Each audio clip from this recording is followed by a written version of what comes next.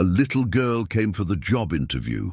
The millionaire CEO soon discovers she came in place of her mother, who is hospitalized, and he is left speechless before the story begins. Wherever life has placed you today, this message is for you. The glass headquarters of Apex Innovations, a 50-story colossus in the heart of New York, gleamed under the sun of a warm spring morning. Clara Martins, just 7 years old and 120 meters tall, adjusted her backpack and looked up at the imposing building. Dressed in a carefully ironed blue dress and a white cardigan, her outfit reserved for special occasions, chosen by her mother the night before, Clara took a deep breath, feeling the weight of the moment. "You can do it, Clara," she whispered to herself, clutching the worn leather portfolio containing her mother's resume. Her brown braids swayed as she nodded with determination, her eyes shining with a mix of nervousness and an unwavering purpose that seemed too big for her small body. "Welcome. I am Marcos Paulo, the storyteller. Leave a comment below and tell us where you're watching from. Enjoy the story." In the lobby, the polished marble floor reflected the soft light streaming through the wide windows. Executives in tailored suits moved with clockwork precision, their steps echoing in the vast space. Clara, on tiptoes to reach the reception desk, cleared her throat delicately. "Excuse me," she said, her voice small but clear, cutting through the low murmur of corporate conversations. "I have an appointment at 9 a.m. with Mr. Victor Almeida." The receptionist, Sophia, as indicated on her badge, looked up from her computer, confusion etched on her face. Her thin, framed glasses slipped slightly down her nose as she processed the sight of a child before her. "I'm sorry, little one. Are you lost? Where are your parents?" she asked with a mix of concern and incredulity. Clara straightened her shoulders, holding the portfolio firmly. "My mother is Laura Martins. She has an interview for the project manager position. I'm here in her place." Sophia's confusion deepened, her eyebrows furrowing further. "That's not how interviews work, dear. Your mother needs to come in person. This is a professional environment." "She can't," Clara replied, her voice trembling slightly but maintaining a surprising firmness for her age. "She's in the hospital. They took her last night because she couldn't breathe right, but she really needs this job." Before Sophia could respond, a tall man in an impeccably tailored grey suit stopped near the desk, drawn by the unusual conversation. Victor Almeida, CEO of Apex Innovations, was a legendary figure in New York's business scene. At 45, with graying temples and a presence that exuded authority, he was known for his relentless efficiency and strategic mind that had turned Apex into a financial services powerhouse. He was not, however, known for altering his meticulously planned schedule for any reason, let alone a child. "Sophia, what's the situation here?" he asked, his deep voice echoing in the lobby like a wave of command. Sophia hesitated, adjusting her glasses. "Mr. Almeida, this little girl says she's here for the project manager interview in place of her mother." Victor approached, his brown eyes assessing Clara with an intensity that could disarm even the most seasoned executives. He tilted his head, studying her like a corporate enigma. "What's your name, young lady?" "Clara Martins, sir," she replied, holding his gaze without flinching, though her hands gripped the portfolio a bit tighter. "My mother taught me it's important to look people in the eyes when speaking." A shadow of amusement crossed Victor's face, momentarily softening his stern expression, something his colleagues rarely saw. "And where is your mother now?" he asked, crossing his arms. "At St. Luke's Hospital," Clara said, with a clarity that contrasted her age. "She has pneumonia, but the doctors say she'll be fine in a few days." Her small fingers carefully opened the portfolio, revealing precisely organized papers. "I brought her resume and certificates. She spent the whole night preparing the presentation before getting sick." Victor glanced at his wristwatch, a Swiss model that ticked with military precision, then returned his gaze to the determined child before him. Against all logic and corporate protocol, he felt a spark of curiosity, something he rarely experienced in his rigidly structured days. "Clara Martins, he said with a tone blending respect and fascination. "I've conducted 5,000 interviews in my career, but this is undoubtedly the first." He extended his hand, a gesture almost absurd given the context. "Come to my office. Let's see what your mother prepared." Sophia's mouth opened in shock, and some executives in the lobby paused, casting curious glances as Victor guided Clara toward the executive elevator. "Sir," Clara said as the polished steel doors closed, "Mom says I'm too young for coffee, but I know how to make it if you want one."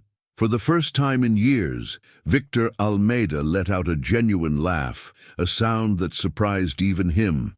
He had no idea that this unexpected encounter was about to redefine not just his schedule, but his worldview and the future of Apex Innovations. In Victor's office at the top of the building, the morning sun streamed through the floor-to-ceiling windows, bathing the room in golden light that highlighted the mahogany furniture and a wall covered in plaques, certificates, and business magazine covers featuring his serious face. He gestured for Clara to sit in a plush chair across from his desk, a seat designed for executives, not children. Clara, however, sat with surprising composure, the portfolio carefully balanced on her lap. "Tell me about your mother's qualifications," Victor said, folding his hands and leaning slightly forward, as he did when evaluating a new investment. Clara opened the portfolio with practiced care, as if she had rehearsed the moment at home. "Mom has been a project manager for 8 years. She worked at West Solutions until they closed last month. She has PMP certification and an MBA from USP, she explained, her voice clear and precise, like reciting a well-trained speech. Victor raised an eyebrow, impressed not just by the girl's vocabulary, but by the confidence with which she presented the information. "Why does your mother want to work at Apex?" he asked, genuinely curious. Clara answered without hesitation, with an honesty that cut like a blade. "Because we need health insurance, and because she says your company does important work that helps people." The direct response caught Victor off guard. Experienced candidates usually danced around salary issues, filling their answers with jargon about corporate culture, growth opportunities, or value alignment. Clara, however, went straight to the point. No frills. She pulled out a folder of project completion reports, each meticulously organized. "These are her success stories," she said, pointing to the documents. "She kept working on the presentation even while sick." Victor leafed through the materials, noting Laura Martin's impressive track record, projects delivered ahead of schedule, budgets reduced by up to 20%, motivated teams consistently exceeding goals. Each page reflected a dedicated professional, someone who could be a valuable asset to Apex. "Who's taking care of you while your mother is in the hospital?" he asked, his voice softening imperceptibly, as if fearing the answer. Clara's expression faltered for a brief moment, a crack in her brave facade. "Mrs. Rosa, the neighbor, watched me this morning, but she's very old. I can manage on my own. I make my own lunch for school." A weight formed in Victor's chest, a feeling he rarely allowed to surface. A 7-year-old child shouldn't bear such responsibility. Yet there she was, facing the world with a determination he seldom saw in his colleagues. "And your father?" he asked, almost hesitant, fearing to open a wound. Clara shrugged, as if discussing something as trivial as the weather. "He left when I was a baby. Mom says he wasn't ready to be a dad. It's just us. But we're a good team." Victor studied the girl, her balanced posture, her ability to articulate complex thoughts, her resilience in the face of circumstances that would break adults. Something in her determination awakened dormant memories from a time when he himself faced the world with similar courage before building the emotional armor that now defined his CEO persona. He pressed the intercom with a sudden decision. "Mariana, cancel my morning meetings," he said, his voice firm. His assistant's shocked voice echoed through the speaker. "Sir, you have the board presentation at 11. It's with the main investors." "Reschedule," Victor replied, leaving no room for argument. "And find out who's treating Laura Martins at St. Luke's Hospital." Clara's eyes widened, shining with a mix of surprise and hope. "Are we going to visit my mom?" she asked, almost in disbelief. "Yes," Victor said, standing from his chair. "I need to meet the woman who raised such an extraordinary representative." In the elevator, Clara looked at him with childish curiosity. "Mr. Almeida, why are you helping us? Mom says important and busy people usually don't have time." But the question hit him like an arrow, piercing the facade he had carefully built over 2 decades. Victor had built his reputation on efficiency, results, and calculated coldness, not compassion or altruistic gestures. "Let's say you achieve something few executives do, my full attention," he replied, with a slight smile. Clara smiled, revealing a missing front tooth, and held his hand. The simple, warm, confident gesture surprised him, and he didn't realize that this moment would be the first step in healing wounds, both carried, hidden in their hearts. St. Luke's Hospital buzzed with activity as Victor and Clara crossed the main entrance. Victor, in his designer suit, seemed completely out of place among doctors and nurses in scrubs, his Italian shoes echoing on the linoleum floor. Clara, however, navigated the hallways with an ease that deeply unsettled Victor.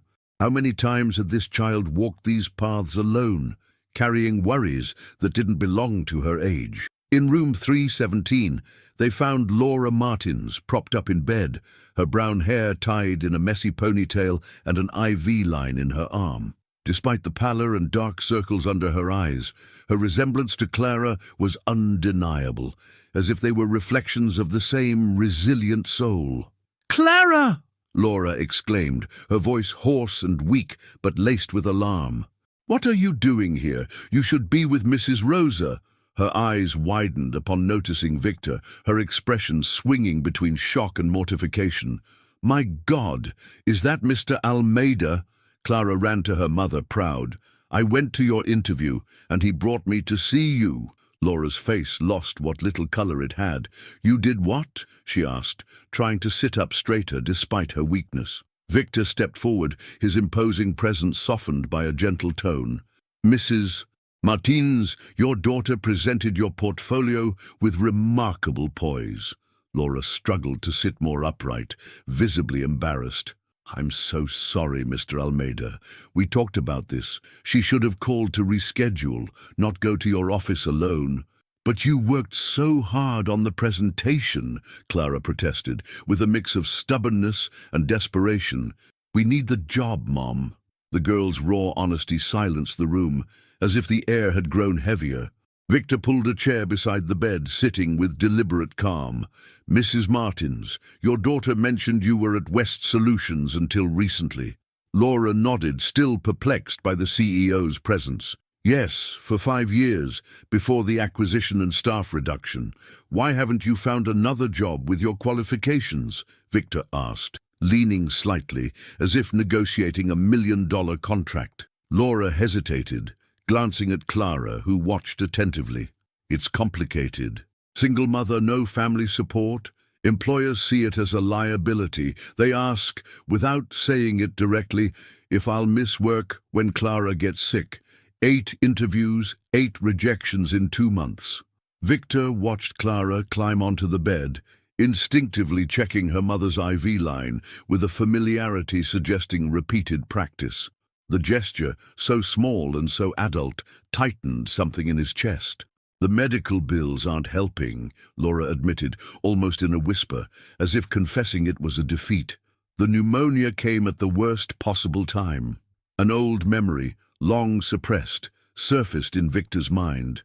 A woman much like Laura, fighting alone against overwhelming odds, determined to support her family despite closed doors. "Mrs. Martins," he said, his voice firm but with a note of empathy he rarely let show. "How long until your recovery?" "I get discharged tomorrow if my oxygen levels improve," Laura replied, "but I won't be at full strength for a week." Victor reached into his jacket pocket and handed her a business card. "Give this to the hospital's billing department. Contact this number." Laura looked at the card, hesitant. "Mr. Almeida, I can't accept—" "Consider it an advance," Victor interrupted, with an authority that brooked no refusal. Apex takes care of its own. As they left the room, Clara approached and whispered, "Thank you for helping my mom." Victor looked at the girl, his heart strangely tight. Why did a child's gratitude seem more valuable than the last $1 million deal he had closed? In the following 5 days, Clara became a constant presence at Apex Innovations, with Laura's reluctant permission as she recovered. Victor arranged car service and proper supervision to ensure the girl's safety. Clara spent afternoons in an empty corner office near Victor's executive suite, doing homework at a small desk, surrounded by scrap papers and colored pencils. Occasionally, she shadowed different departments, absorbing the company's operations with insatiable curiosity. On Wednesday, while reviewing her math lesson, she announced confidently, "Your operating margins could improve with a supply chain reorganization." Victor, passing by the office to check some reports, stopped, surprised. "Where did you learn about operating margins?" he asked, with an intrigued smile. "Mom explains her work to me," Clara replied, tapping her pencil against the notebook. "She says it helps her think better when she talks about it, and Sophia gives me business magazines when I get bored." Victor laughed, a sound that rarely echoed in his days filled with meetings and strategic decisions. "Most 7-year-olds read comics." Clara shrugged. "I do too. Wonder Woman is my favorite. She helps people without needing superpowers." The executive team began noticing Victor's unusual behavior. Mariana, his assistant for 15 years, watched him check his watch before Clara's scheduled arrival, as if awaiting a commitment as important as a shareholder meeting.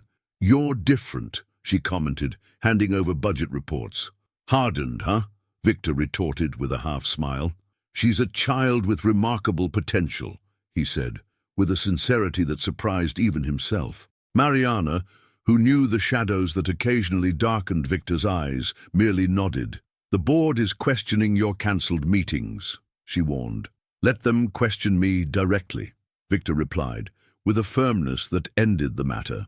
On Thursday, he found Clara in the cafeteria, enchanting the marketing team with her ideas for the new ad campaign. "The kids at my school would like it more if the colors were brighter," she said, while the marketing director, a man in an expensive suit and rigid ideas, took notes attentively. "Mrs. Martins," Victor interrupted with a playful tone, "it's time for our consultation." It had become a daily ritual, reviewing Laura's recovery and discussing what Clara had learned at Apex that day. In the office, Clara settled into the chair she now considered hers. Holding a hot chocolate, Victor slid across the desk, part of the routine they had built. "Mom comes back tomorrow," Clara announced, smiling. "The nurse said her lungs are much better." "Excellent news," Victor said, his eyes softening. "Will you still want to see me after Mom starts working here?" Clara asked suddenly, her serious eyes fixed on the cup's rim. The question caught him off guard, like an arrow finding a chink in his armor. "Why do you think I wouldn't?" he asked, leaning forward. Clara shrugged, looking down, vulnerability showing. "Dad didn't want to see me anymore. Sometimes people just stop wanting kids around." The statement hit Victor like a physical blow, evoking memories he kept locked in a drawer of his mind and his desk.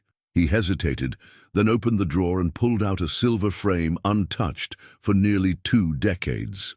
"This was my daughter, Sophia," he said, turning the photo toward Clara. "She and her mother died in an accident a long time ago." Clara studied the image of a smiling child with Victor's brown eyes, her face lit by a smile reminiscent of her own. "Is that why you get sad sometimes when you look at me?" she asked, with a clarity that seemed to pierce time. Victor hesitated, the question hanging like fragile crystal in the air. "Sometimes," he admitted, his voice almost a whisper. Clara tilted her head, processing the information with a maturity that disarmed him. "You must miss her a lot," she said simply.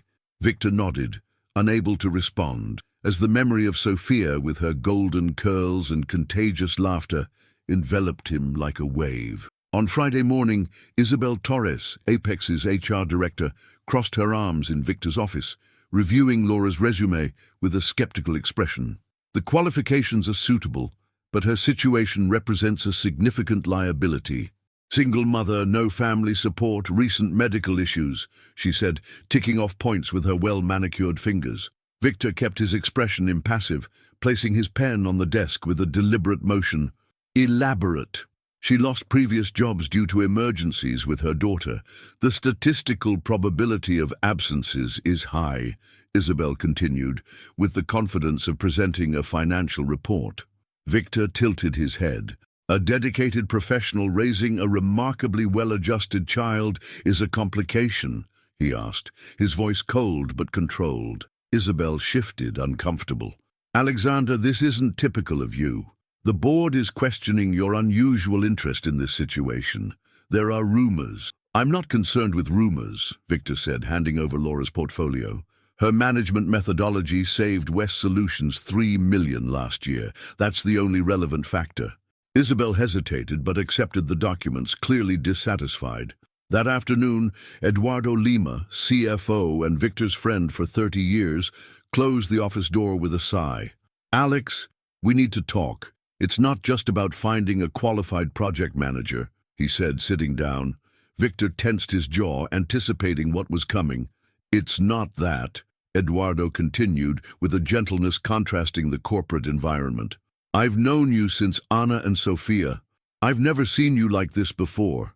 Canceling meetings, paying hospital bills, reorganizing your schedule for a child. He leaned forward. Be careful, not just professionally, but personally. You're seeing ghosts of what could have been. Victor turned to the window, gazing at New York's skyline, where skyscrapers vied for space with the sky. Clara makes her own lunch since she was 5, he said, almost to himself. She checks her mother's medication schedule and knows how to handle hospital billing departments. She's 7, Eduardo. Sophia would be 19 this year. Eduardo's silence was response enough, laden with tacit understanding. Victor opened his desk drawer and took out the silver frame. Anna's smiling face stared back, holding 2-year-old Sophia in her arms, both frozen in a moment of happiness he could never reclaim. What would they think of this? He asked the photograph, his voice almost inaudible. The intercom buzzed, interrupting the moment. Mr. Almeida, Laura Martins is here.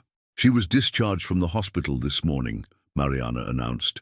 Victor carefully stored the photo as if it were a fragile artifact. Send her in. Laura entered the office, still pale but with renewed strength shining in her eyes. She wore a simple navy suit, clearly her best, though several years out of current fashion. Mr. Almeida, she began, her voice firm despite evident nervousness. I came to thank you personally for your kindness to Clara and for handling the hospital bills. I'll arrange a repayment plan. Victor gestured to the chair across from his desk. No repayment is necessary. Consider it an investment. Laura sat, posture perfect even with physical discomfort. An investment requires return, Mr. Almeida. I haven't proven my value yet.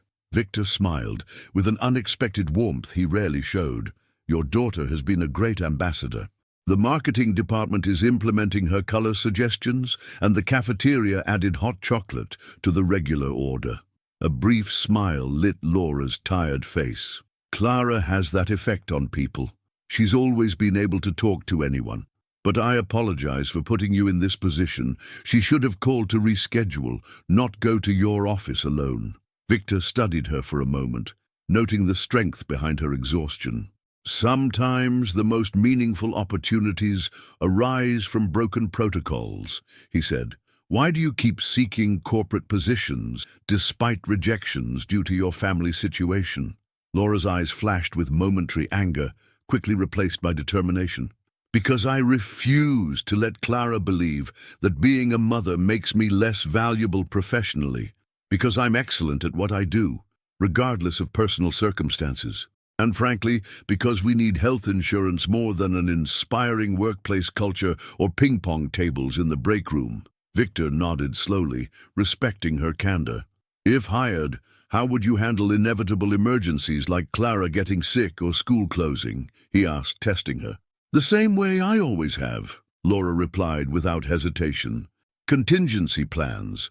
I maintain relationships with 3 reliable babysitters, 2 after-school programs, and a network of other working parents for emergencies. She leaned slightly forward, with an intensity reminiscent of Clara's.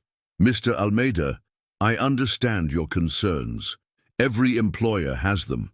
But what they don't recognize is that single-parent families are the most efficient workers you'll find. We prioritize ruthlessly and maximize every minute because we have to. Impressed by her clarity and determination, Victor made a decision that would forever change Apex's culture. Mrs. Martins, I'd like to offer you the position with a significant modification to the standard package, he said, sliding a folder across the desk. This describes a pilot program I'm implementing, flexible work arrangements with emergency childcare support for employees with family responsibilities. Laura looked at the folder, surprised. Are you creating this because of me? She asked, hesitant. No, Victor said quietly, his eyes distant for a moment. 17 years ago, my wife Anna tried to return to work after our daughter Sophia's birth. Every company she approached saw only complications, not her brilliance. I was so absorbed in building Apex that I didn't realize how it destroyed her. The revelation hung in the air, heavy and silent. Laura asked softly, what happened to her? Victor swallowed, the memory still raw after so many years. She had an accident driving to yet another interview. Understanding shone in Laura's eyes, and she tilted her head. That's why you helped us initially, she said, more a statement than a question. Perhaps, Victor admitted, with the honesty he rarely allowed himself, but your daughter and your qualifications speak for themselves. The portfolio Clara brought is impressive, and your determination is undeniable. He extended his hand, a formal gesture that seemed to carry more weight than usual. The position is yours, if you want it. Laura hesitated, looking at the folder, then at Victor, and finally nodded, shaking his hand firmly. Thank you, Mr. Almeida, she said, her voice laden with contained emotion. Neither could foresee how this decision would transform not only their lives, but Apex Innovations itself, and eventually the broader corporate landscape. 2 months after hiring Laura Martins, the dynamics at Apex Innovations began to shift, subtly but profoundly. Laura's project management experience quickly proved invaluable. Her methodical approach streamlined operations across departments, reducing costs and boosting efficiency.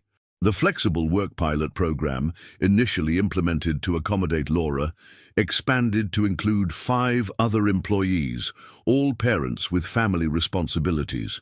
Quarterly projections presented to the executive board showed a 12% increase in productivity among participating team members, with higher retention rates and a significant reduction in medical leave usage. Laura stood confidently at the head of the conference table, her slides displaying clear and compelling metrics.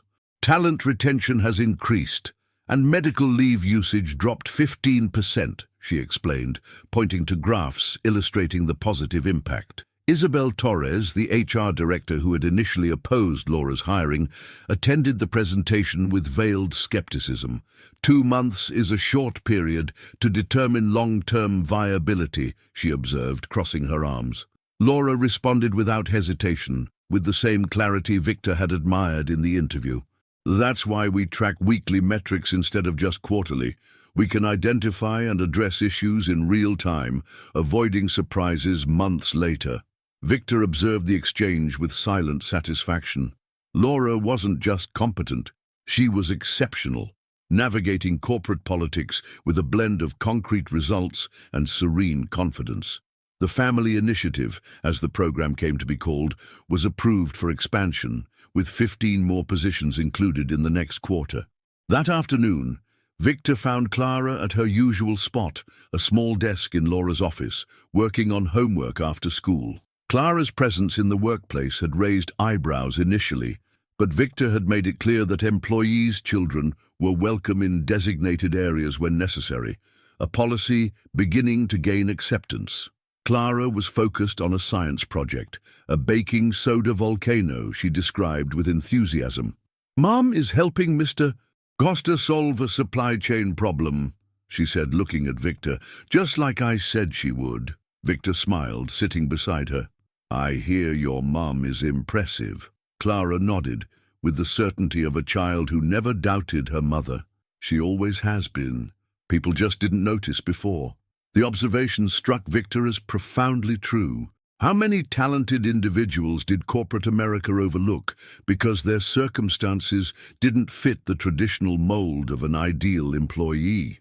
He leaned forward, an idea forming. Clara, how would you feel about helping me with a special project? Her eyes lit up with interest. What kind of project? I'm thinking of creating a space here at Apex for children of employees who work late, Victor explained. A homework and activity center. What would make it a good place for kids your age? Clara considered the question with almost comical seriousness, drumming her pencil on the notebook. Books at different reading levels, she began.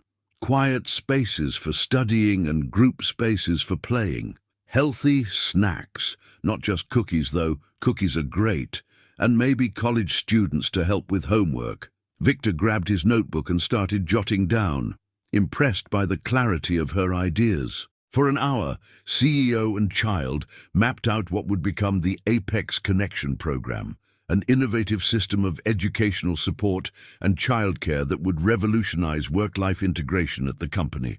That evening, Laura found Victor and Clara in an animated discussion, surrounded by drawings and notes. Should I be worried about this conspiracy? She joked, emerging from the kitchen with a cup of coffee. We're designing a kids' space for Apex, Clara exclaimed, her eyes shining. Laura raised an eyebrow, looking at Victor. Sounds expensive. It's an investment, he corrected, smiling. It'll pay dividends for years, not just in productivity, but in employee loyalty.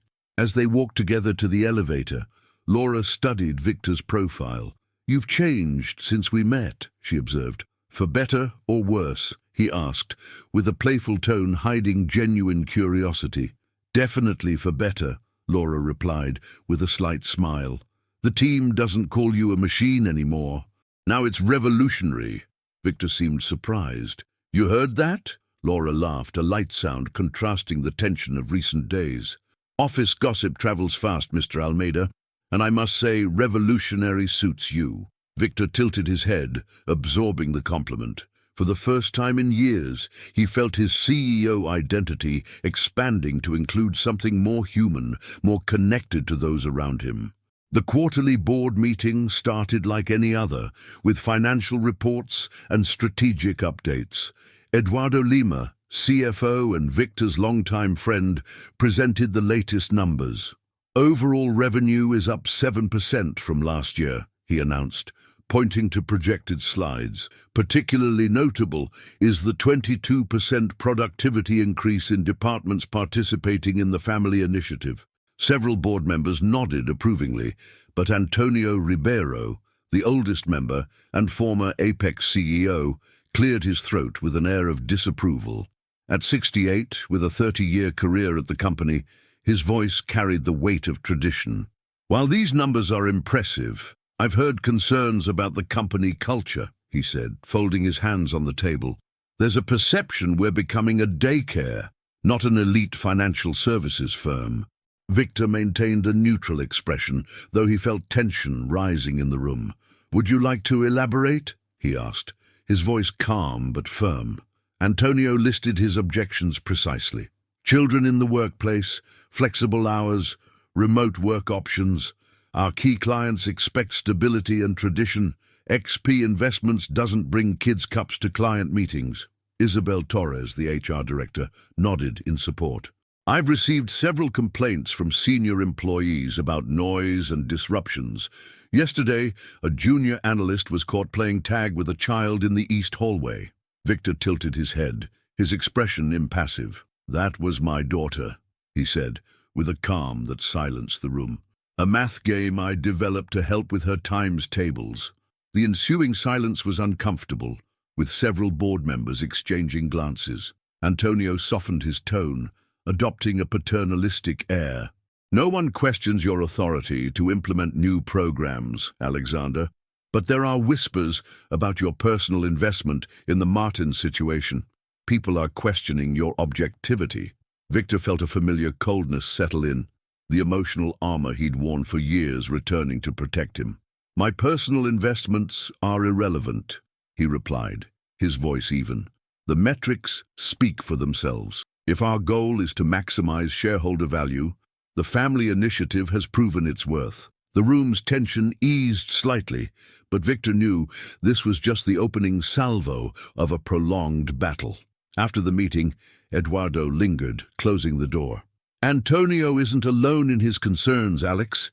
Isabel is gathering ammunition, documenting every minor incident involving children on premises, tracking delays from flexible workers. Victor gathered his papers, maintaining composure. The data supports our position. It's not just about data, Eduardo warned, with a seriousness reflecting their long friendship. It's about power and perception. Antonio still has significant influence with the older board members. They see these changes as a rejection of the company they built. Victor looked at New York's horizon through the window. Maybe it's time for the company they built to evolve, he said, with a conviction that surprised even him. That evening, Victor was invited to dinner at Laura's modest home in Mooma, a simple gesture of thanks for Clara's guidance. Clara opened the door, proud in her apron, announcing she had helped make lasagna. The house was small but warm, filled with evidence of a fully lived life. Books stacked on tables, a science project taking up half the dining table, Clara's drawings framed on the walls. Sorry for the mess, Laura said, emerging from the kitchen.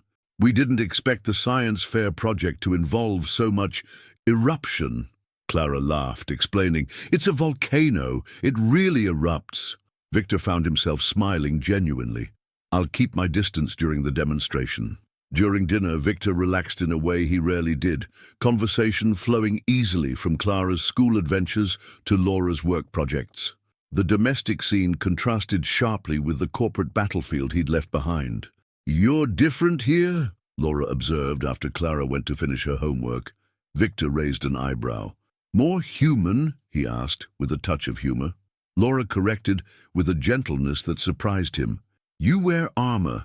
I recognize it because I do too. Being a single mother in corporate America requires it. Victor hesitated, then admitted, the board is using you and Clara as proof. I've lost objectivity. Laura's expression tightened, but her voice stayed firm.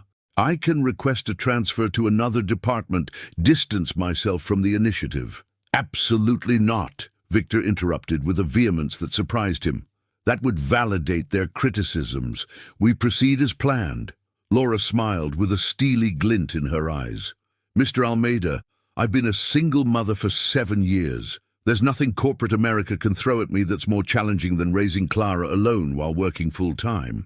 And as Victor drove home later, he realized he'd shared more about the board's inner workings with Laura than with most of his executives.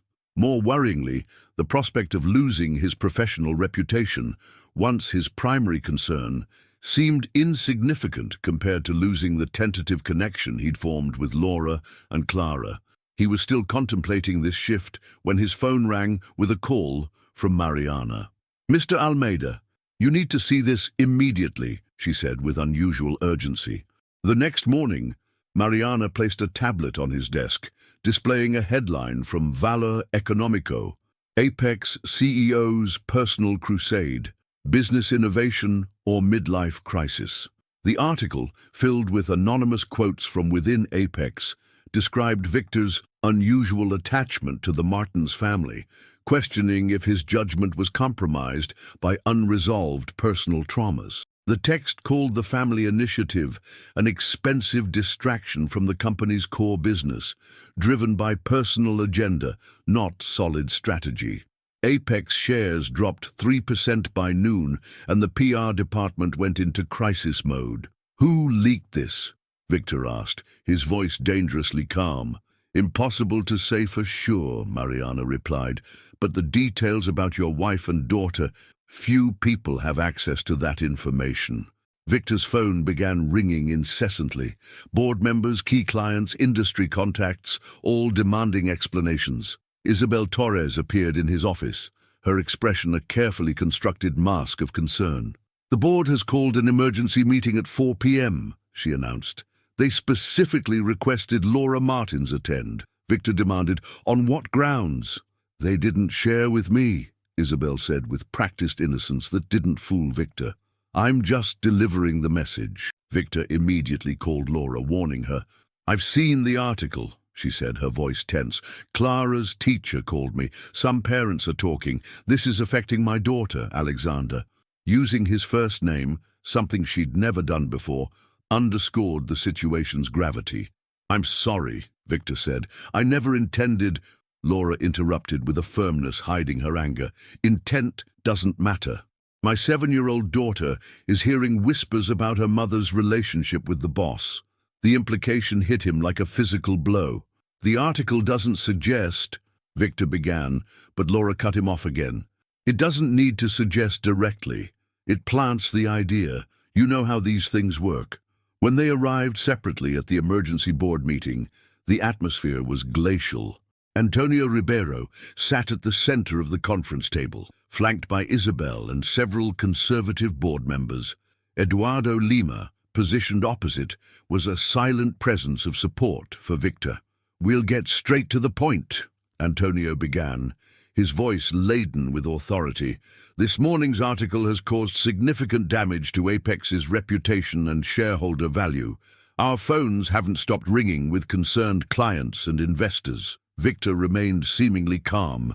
"Media speculation isn't new. Our PR team is already addressing the inaccuracies," Isabel interjected with rehearsed softness. "The concern isn't just media coverage, but the underlying issue of judgment and priorities." She turned to Laura with a smile that didn't reach her eyes. "Mrs. Martins, no one questions your professional qualifications. However, the special circumstances of your hiring and the subsequent development of company policy around your personal situation have created a perception problem." Laura straightened her spine, her expression firm.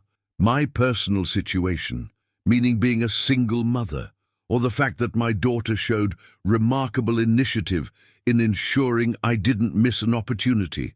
Which aspect is problematic for Apex's image?" Several board members shifted uncomfortably.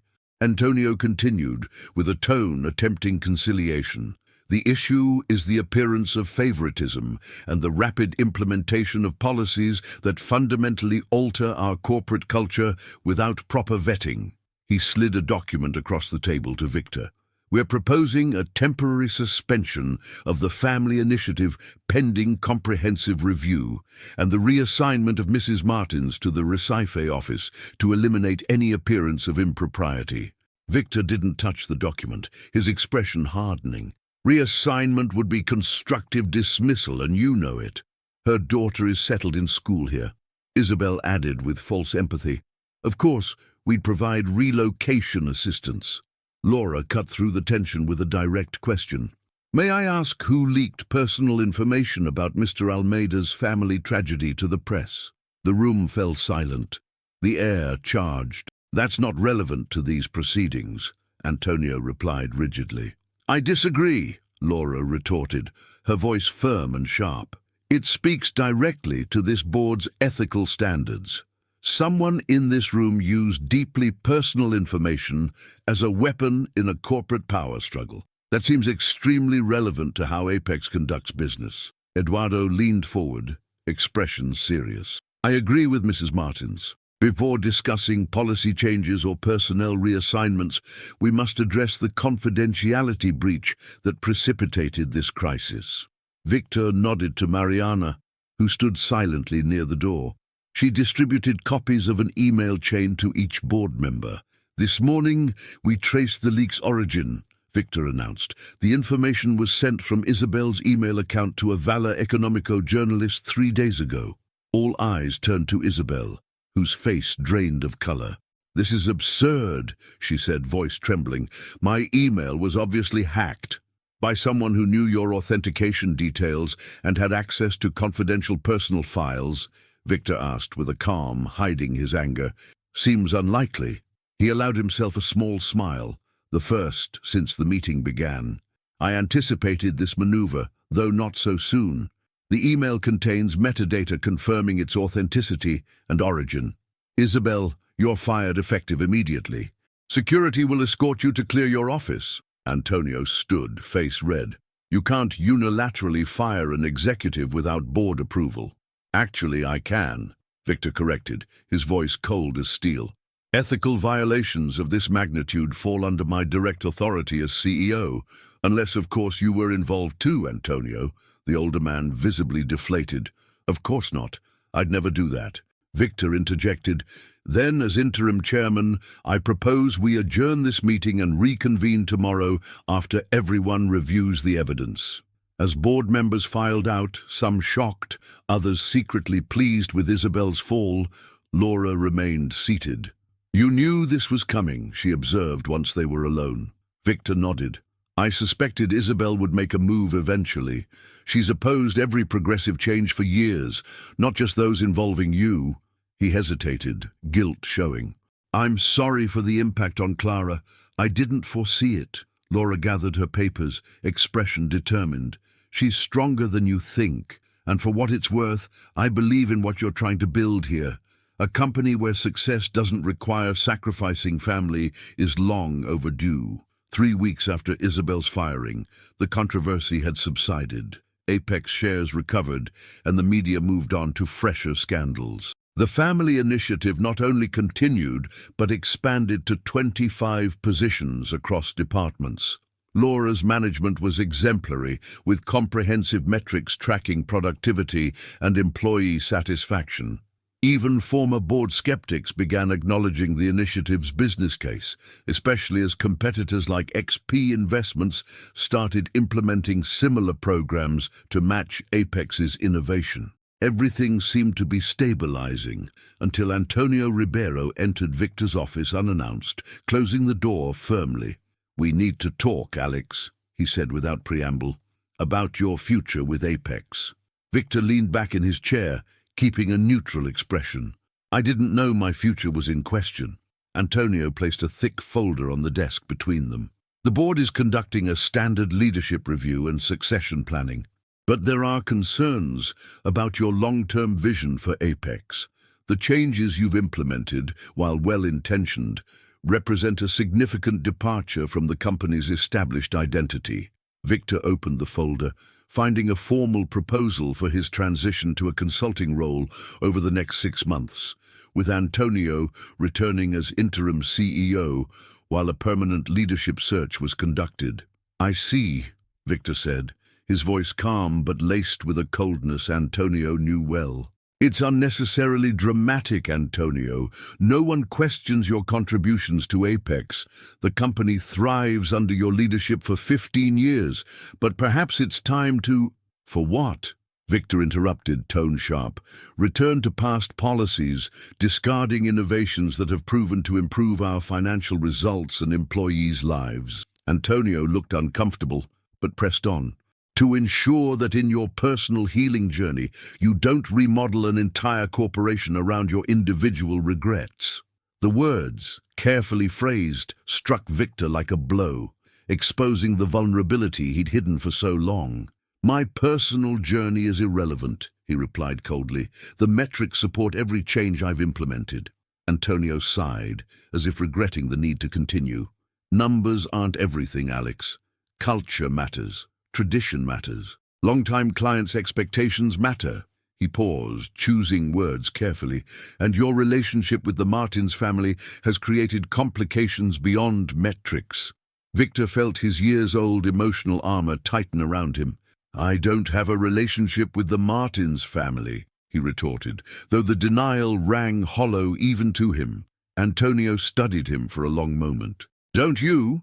You've been photographed at the child's school events, dined at their home multiple times, created a corporate initiative that started by accommodating her specific situation. I supported a valuable employee and recognized the potential for broader application of that support, Victor corrected, with a firmness masking his growing unease. Antonio leaned forward, lowering his voice. The board meeting is Friday at 2 p.m. You have until then to consider the transition proposal. If you fight this, Alex, it'll get ugly. The press will dig deeper into your personal story, your interest in the Martins. Do you really want Clara caught in that crossfire again? After Antonio left, Victor sat motionless, weighing his options. Fighting was possible. He still had bored allies, and the numbers were on his side. But Antonio was right about one thing. A public battle would inevitably drag Laura and Clara back into the spotlight. As if summoned by his thoughts, a soft knock interrupted his reflection. Clara appeared, holding a blue ribbon and photos of her science fair project. "Mr. Almeida, Mom said I could show my results," she announced enthusiastically. For the next 15 minutes, Victor listened attentively as Clara explained her volcano's chemical reactions, her face lit by the joy of discovery. The corporate machinations that had occupied his morning suddenly seemed distant, less important in the face of her simplicity. "Clara," he said when she paused, "what would you think if I no longer worked at Apex?" Her expression turned serious, as if assessing an adult issue. "Are you going to another company?" she asked. "Maybe start something new," Victor replied honestly. "Would we still see each other? Mom says you're our mentor, but I think you're our friend." The simple question crystallized a decision he'd avoided for weeks. His position at Apex, the professional identity he'd built for decades, suddenly seemed less essential than the connection he'd formed with this remarkable child and her mother. "Yes," he said firmly, "we'd definitely see each other." That night, Victor called Laura. "I need to discuss something important. Can we meet tomorrow?" "Is this about Antonio's ultimatum?" she asked, surprising him with her insight. "The executive floor has thin walls," she joked, "and Mariana keeps me informed. She's quite protective of you." Victor smiled despite himself. "Apparently I'm the last to know about the coup, but it's not a coup yet," Laura corrected, with a lightness hiding her concern. "Just an attempt. Alex, whatever your decision, please don't make it to protect Clara and me. We've survived corporate politics before." Victor hesitated, then admitted, "It's not just about protecting you. It's about deciding what matters more, the company I built or the future I could build." The silence between them held possibility and uncertainty in equal measure. "Come to dinner tomorrow," Laura said finally. "Clara's making her famous spaghetti. We can talk after she goes to bed." As Victor hung up, he realized that for the first time since losing Anna and Sofia, he was making decisions not based on past regrets, but on hopes for the future. He couldn't know that the next day would bring a revelation that would change everything. At 10:37 the next morning, a brown envelope marked "Personal and Confidential" for Alexander Almeida arrived by mail. Mariana placed it on his desk with a curious look, but asked nothing, one of many reasons Victor valued her discretion. Inside, he found documents that made him freeze: board meeting minutes from 18 years ago, personal records, and internal memos. An anonymous note read simply, "You should know what you're really fighting against, a friend." As he read, his hands tightened on the papers. The documents revealed a systematic policy implemented during Antonio's tenure as CEO, designed to hinder the hiring and retention of women of childbearing age, especially those with children. A memo from Antonio to the then HR director stated, "While we can't discriminate explicitly, we can implement performance metrics that naturally disadvantage those with family obligations, ensuring our workforce remains focused and distraction-free." Another document listed female employees who became pregnant while at Apex, with notes tracking their departures, all within 18 months of returning from maternity leave. The pattern was undeniable and deliberate. Most disturbing was a specific mention of Ana Almeida, Victor's wife, in a board presentation from 2 decades ago. "Our CFO, Alexander Almeida's wife, requested part-time return after maternity leave. Recommend denial, as it would set a problematic precedent for executive spouses." The final document was a newspaper clipping about the accident that killed Anna and Sofia, with a handwritten note in Antonio's script. "Tragic outcome ensures AR remains focused. Better to avoid distractions." Victor's vision blurred with a mix of rage and sorrow. All these years, he'd blamed himself for being absorbed in building Apex, for not supporting Anna adequately as she tried to resume her career. He'd never considered that his mentor, Antonio, had actively blocked her professional return, treating her as an obstacle to eliminate. When Laura called to confirm dinner plans, Victor's voice was so altered she noticed immediately. "What happened?" she asked, concerned. "I need to show you something," he replied. "Can you come to the office first? It's important." An hour later, Laura sat across from him, the damning documents scattered on the desk. "This is," she began, hesitant. "Systematic discrimination," Victor completed with contained rage, "designed to drive out working mothers with plausible deniability." Laura studied the papers, her professional composure giving way to visible anger. And Antonio was behind it. "The same man now trying to oust you for being progressive. Not just behind," Victor said, meeting her eyes. "He created it and apparently prided himself on its effectiveness, including with my wife, Anna." Understanding dawned on Laura's face. "That's why this has been so personal for you. The family initiative isn't just about efficiency or doing right. It's about redemption."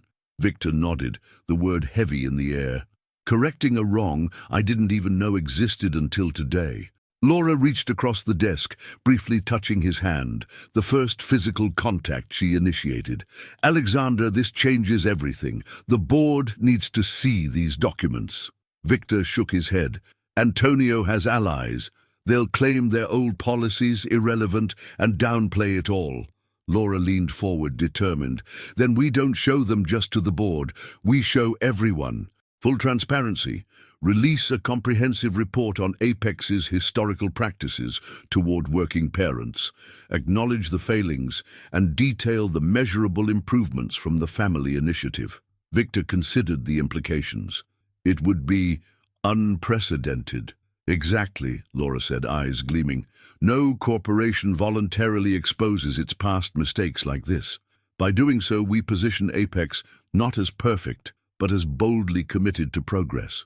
It's not just corporate policy, it becomes a movement." As they discussed strategy late into the afternoon, Victor found himself admiring not only Laura's professional vision, but her moral clarity. She approached the situation not as a discrimination victim, but as a strategist determined to create systemic change. "There's one more thing," Victor said as they prepared to leave for dinner. "These documents don't just change how we'll approach the board meeting. They change my understanding of the last 17 years of my life." Laura studied his face, expression soft but curious. "What will you do with that understanding?"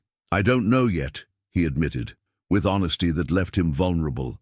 "But for the first time since losing them, I feel I might be on the path Anna would want me to follow." That night at Laura's house, Clara proudly served her homemade spaghetti, complete with garlic bread she'd helped prepare. The domestic scene struck Victor with unexpected poignancy, a reminder of what he'd lost all those years, what he'd isolated himself from after Anna and Sophia's death. After Clara went to bed, Laura poured 2 glasses of wine and joined Victor on the small balcony overlooking the neighborhood park. "Tomorrow will be a challenge," she said quietly. "Antonio won't go down without a fight." "I'm prepared for that," Victor replied, with conviction masking his uncertainty. "What I'm less prepared for is what comes after." Laura turned to face him, her eyes searching his. "What do you mean?" Victor chose his words carefully, each laden with a weight he rarely allowed himself to feel. "For 17 years I've defined myself by what I lost and what I built to distract from that loss. Apex became my identity because I had nothing else." He paused, glancing at Clara through the window, now asleep in her room. "But in the last few months, watching you with Clara, being included in your lives, I've started remembering there are other ways to measure success." The implication hung in the air, unspoken but increasingly clear. Laura hesitated, her eyes reflecting a mix of caution and possibility. "We should focus on tomorrow's battle first," she said finally, with a slight smile. Victor nodded, respecting her careful boundaries. "You're right. one transformation at a time. As he prepared to leave, Clara appeared in the hallway in pajamas, ostensibly for a glass of water, but clearly curious about the adult conversation. "Mr. Almeida," she said, with the frankness only children master, "will you be okay? You look worried." Victor knelt to her level, smiling. "I'm a little worried about a meeting tomorrow, but you and your mom make me much braver." Clara considered this seriously, then declared, "Mum says when you're worried about something big, remember, most things look different in the morning." The childish wisdom made Victor laugh. "Your mum is very smart." "I know," Clara agreed with enchanting confidence. Then, with sharp intuition, she added, "She likes you too, you know. She smiles more when you're here." Laura, blushing, gently pushed Clara back to bed, casting an embarrassed glance at Victor. As he drove home, Victor realized the most significant transformation had already occurred, not in corporate policy, but in his own heart. The man who would enter Apex the next morning would be fundamentally different from the isolated executive who had encountered a determined child in his lobby months before. He just hoped that difference would be enough to win the impending battle. The next morning, Apex Innovation's boardroom was silent, tension palpable as Victor concluded his presentation. He laid out evidence of Antonio's discriminatory policies, methodically documented over 2 decades. "For 17 years, he said, voice firm but charged with emotion, "I believed I failed my wife Anna by being too focused on building this company. Today, I learned the true failure was institutional, a deliberate policy designed by Mr. Ribeiro to eliminate working mothers from our workforce." Antonio's face paled as Victor revealed document after document, each more damning than the last. "These are historical practices," he protested weakly. "Times were different." Laura, beside Victor, interjected, "Or you simply ensured they stayed the same." She distributed additional reports, highlighting the family initiative's success metrics. "The evidence shows supporting working parents doesn't decrease productivity, it enhances it." Eduardo Lima leaned forward. "I propose we formally adopt the family initiative as permanent policy and expand it to all Apex offices nationwide." "Seconded," said Marina Chen, a usually reserved board member whose resolve had grown during the meeting, "and I further propose Antonio Ribeiro's immediate removal from the board." Antonio stood indignant. "This is absurd. I built this company on exclusion and bias," Victor completed with icy calm. "Times have changed, Antonio. Apex has changed." The vote was decisive, 11-3 in favor of Antonio's removal and the initiative's permanent implementation. As security escorted the former CEO out of the building, Victor felt a weight lift, not just the threat to his position, but a deeper burden carried since losing Anna and Sophia. That afternoon, as news of Apex's innovative policies hit the financial press, Victor found himself alone in his office, gazing at the photo of Anna and Sophia. For the first time in 17 years, he spoke to them without the guilt that had always clouded his words. "I think you'd approve," he said softly. "It took me a long time, but maybe some good has come from losing you." A soft knock interrupted him. Laura was there with Clara at her side, holding a box of cupcakes. "We brought celebration cupcakes," Clara announced proudly. "Mom says we won the big fight." Victor smiled, standing. "We won together." Laura looked at him, a silent question in her eyes. "What now?" she asked discreetly. "Professionally, we implement the initiative nationwide and then industry-wide. I've already gotten calls from 3 competitors seeking consultation," Victor said. "Personally, it's a more complicated matter." He paused, then pulled a small wrapped package from his pocket. "This was Anna's. She'd want someone like you to have it." Laura unwrapped it, revealing a silver bracelet with a compass charm. "She always said a woman needs her own direction, not a path laid by others," Victor explained. "It seems fitting now." Laura touched the bracelet with gentle fingers, her eyes shining. Clara interrupted, looking at them. "Are you having a serious talk? Your faces look serious." Victor knelt to her level, smiling. "Actually, I was wondering if you and your mom would like to help me with a new project." Clara's eyes widened. Like the kids' space we designed? Even bigger, Victor said. I'm thinking of starting a foundation to help companies create better workplaces for families. We need an official tester to ensure our ideas work for kids. Clara exclaimed. I could do that. Victor looked at Laura. And we'd need a brilliant CEO who understands both corporate structure and family needs. Laura's eyes widened. Are you serious? Completely, Victor confirmed. The Almeida Family Foundation focused on transforming workplace culture nationwide. Clara repeated thoughtfully, Almeida Family Foundation? Does that mean we'd be part of your family? The innocent question hung in the air, laden with meaning. Laura blushed. Clara, that's not... Victor interrupted, with a softness that surprised him. Families form in many ways over time. A year later, the Almeida Family Foundation celebrated its official launch in the same lobby where Clara had approached the reception desk with her mother's portfolio. Hundreds of business leaders gathered to learn about implementing family policies in their companies.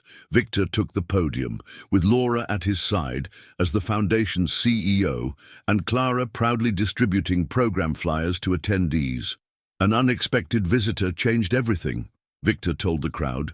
A 7-year-old girl taught a room full of executives what true courage looks like. He smiled at Clara, now between him and Laura.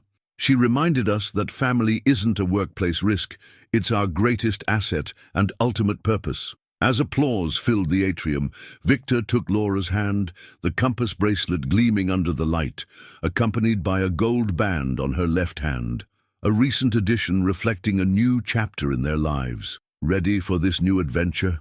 He asked quietly. Laura smiled, leaning on his shoulder as Clara wrapped her arms around both. We've been ready since the day she walked into your lobby, Laura replied. Sometimes life's most important meetings come disguised as interruptions. Sometimes the greatest opportunities arrive in unexpected packages, and sometimes a child's simple courage can heal wounds that seem destined to last forever.